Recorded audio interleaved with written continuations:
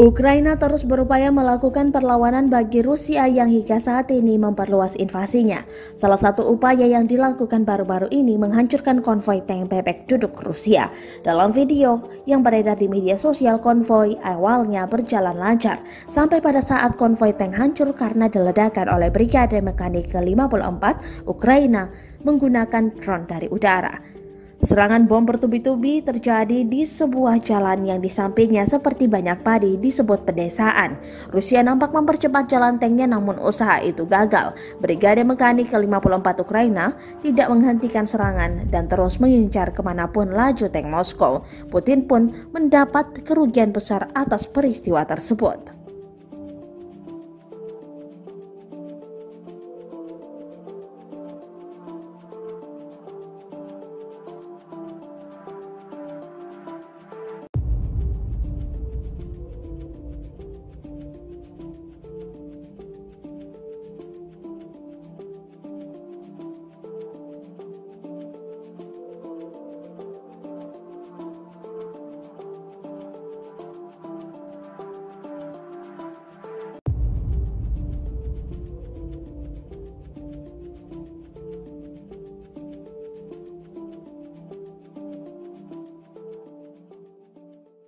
Terima kasih sudah nonton.